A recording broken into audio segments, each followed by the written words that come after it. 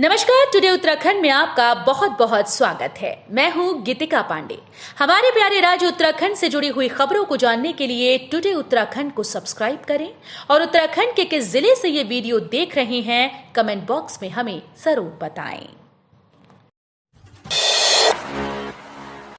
उत्तराखंड केंद्र पैसा देने को तैयार पर खाली पदों को नहीं भर पा रहा। विभाग समग्र शिक्षा में है ऐसा हाल।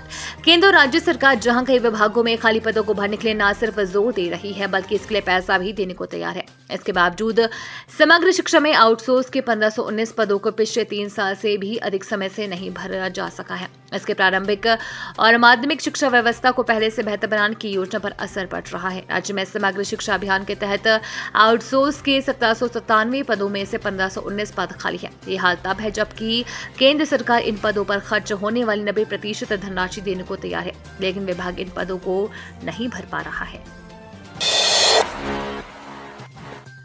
डेंगू का प्रकोप मैदानों के साथ पर्वतीय जिलों में बढ़ रहे डेंगू के मामले। चंपावत में पहली बार मिले 6 मरीज। मैदानी जिलों के साथ ही पहाड़ों में डेंगू के मामले बढ़ रहे हैं। चंपावत जिले में पहली बार 6 मरीजों में डेंगू की पुष्टि हुई है।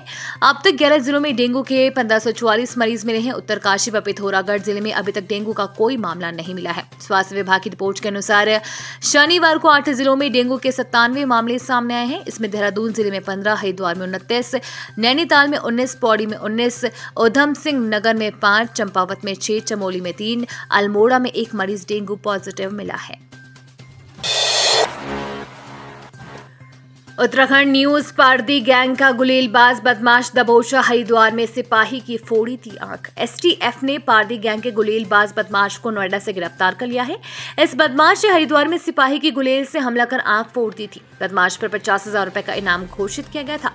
इस गिरोह के 6 बदमाशों को पुलिस पहले ही गिरफ्तार कर चुकी है। एसएसपी एसटीएफ अशोक कुमार ने बताया कि घटना 26 मई 2022 की। हरिद्वार की रानीपुर क्षेत्र में लगातार चोरी की घटनाएं हो रही थी। बदमाशों की धरपकड़ के लिए चीता पुलिस के 2 सिपाही क्षेत्र में गश्त कर रहे थे। गश्त के दौरान उन्होंने एक संदिग्ध युवक को पकड़कर पूछताछ शुरू की तो पीछे से 3 बदमाश और आ गए। प्रधानमंत्री के जन्म दिवस पर देहरादून में हुई स्वच्छता लीग मैराथन सीएम धामी ने किया शुभारंभ। धामी ने कहा कि प्रधानमंत्री नरेंद्र मोदी जी के अब तक के 9 साल के कार्यकाल में देश ने अनेक उपलब्धियां हासिल की हैं। आज दुनिया में भारत का मान सम्मान और स्वाभिमान बढ़ा है। वैश्विक स्तर पर भारत की साख बढ़ी है। 21 जून विश्व के अनेक देशों में योग दिवस मनाया जाता है। इसे वैश्विक स्तर पर ले जाने का काम प्रधानमंत्री नरेंद्र मोदी द्वारा किया गया। उन्होंने कहा कि भारत की अध्यक्षता में आयोजित G20 की देश भर में 200 से भी अधिक बैठकें देश के अनेक स्थानों पर हुई। G20 की 3 बैठकें आयोजित करने का अवसर उत्तराखंड को भी मिला। ऐसे समिट में पूरी दुनिया ने भारत की संस्कृति और सामर्थ्य को देखा। भूस्खलन के डर से रात में सो नहीं पा रहे कौंज गांव के 45 परिवार। दहशत में जी रहे लोगों का छल का दर्द। आपदा प्रभावित कौंज गांव के ग्रामीणों की मुसीबत कम नहीं हो रही है। गांव के निचले हिस्से में अभी भी भूस्खलन हो रहा है, जिससे ग्रामीणों में डर का माहौल है। गांव में रह रहे 45 परिवार बारिश होने पर रात जाकर काट रहे हैं। आपदा के डर से यहां रह रहे परिवार विस्थापन की मांग कर रहे हैं। बीती 13 अगस्त की रात को कौंज पोथनी क्षेत्र में अतिवृष्टि से भारी तबाही हुई थी। गाँव के बरसाती गेदरे में बाढ़ आने से पैदल रास्ते और कई हेक्टेयर कृषि भूमि बह गई थी। वहीं कौंज पोथनी से डुंगरी गांव को जोड़ने वाला पैदल पुल भी क्षतिग्रस्त हो गया था। ग्रामीणों का कहना है कि अभी भी गांव के निचले हिस्से में भूस्खलन हो रहा है, जिससे यहां रह रहे परिवारों में दहशत का माहौल है। वहीं पैदल रास्ते के क्षतिग्रस्त होने से वहां गदेरे से आवाजाही करनी पड़ रही है। ड्रीम 11 की लत ने बनाया अपराधी। पैसे नहीं बचे तो महिला का मोबाइल छीन कर भागा, पहुंचा सलाखों के पीछे। ड्रीम 11 की लत एक व्यक्ति को ऐसी लगी कि वह अपराधी बन गया और अब सलाखों के पीछे पहुंच गया। आरोपी एक महिला का मोबाइल छीन कर भाग गया, जिसे पुलिस ने गिरफ्तार कर लिया है। आरोपी को ड्रीम 11 में पैसे लगाने की लत लग गई थी। लगातार गेम खेलने से वह सारा पैसा इसमें लगा चुका था। पैसे खत्म होने के चलते उसने मोबाइल चोरी कर लिया, जिसे बेचकर वह ड्रीम 11 में पैसा लगाना चाहता था। शनिवार को नगर के नृसिंह मंदिर मार्ग पर सतेश्वरी देवी के हाथ से एक व्यक्ति मोबाइल छीनकर भाग गया था। श्रीनगर में स्वास्थ्य मंत्री रावत ने ईएसआई डिस्पेंसरी का वर्चुअली किया उद्घाटन। इन लोगों को मिलेगी सेवा। कर्मचारी राज्य बीमा योजना के तहत अब श्रीनगर में भी कर्मचारी राज्य बीमा औषधालय यानी कि ईएसआई की सुविधा उपलब्ध हो गई है। प्रदेश के स्वास्थ्य मंत्री डॉक्टर धन सिंह रावत ने ईएसआई डिस्पेंसरी का वर्चुअली उद्घाटन किया। मुख्य डाकघर के पीछे बीएसएनएल की बिल्डिंग के द्वितीय तल में ये औषधालय खुला है, जिससे श्रमिकों और कर्मचारियों को लाभ मिलेगा।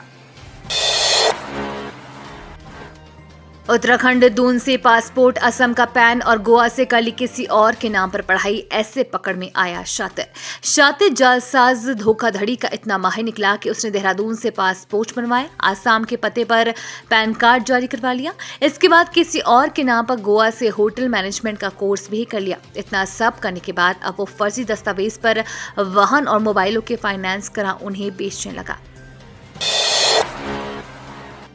गणेशोत्सव मुंबई से दून पहुंचे बप्पा 19 को मूर्ति स्थापना, जाने देहरादून में कैसे हुई थी इस उत्सव की शुरुआत।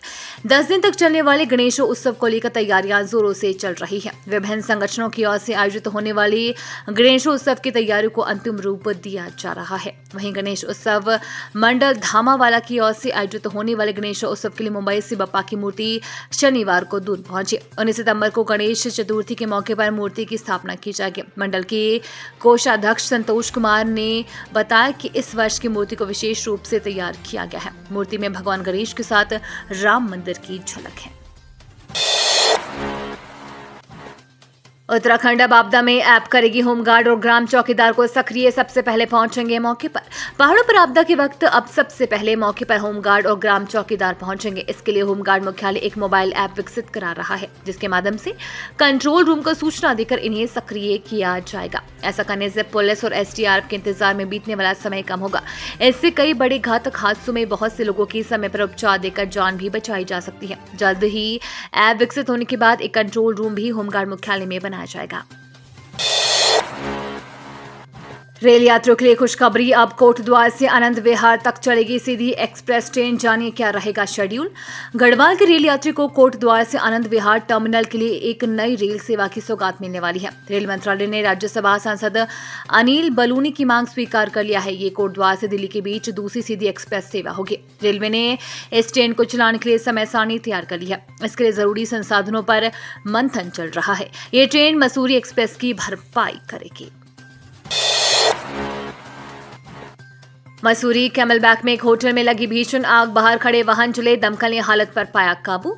उत्तराखंड के मसूरी शहर में कुलड़ी कैमलबैक में होटल रिंक में भीषण आग लग गई। आग लगते ही पूरे इलाके में हड़कंप मच गया और धुएं से इलाका पट गया। सूचना पर फायर और पुलिसकर्मी मौके पर पहुंचे। आग की घटना से आसपास दहशत का माहौल है। आग से अभी तक किसी भी प्रकार की जनहानि की खबर नहीं है। उत्तराखंड फायर सर्विस ने बयान जारी करते हुए कहा कि आग नियंत्रण में है। तो ये थी हमारे प्यारे राज्य उत्तराखंड से जुड़ी हुई कुछ खास और अहम खबरें। इसी तरह की लेटेस्ट अपडेट पाने के लिए अभी सब्सक्राइब करें टुडे उत्तराखंड चैनल को। धन्यवाद।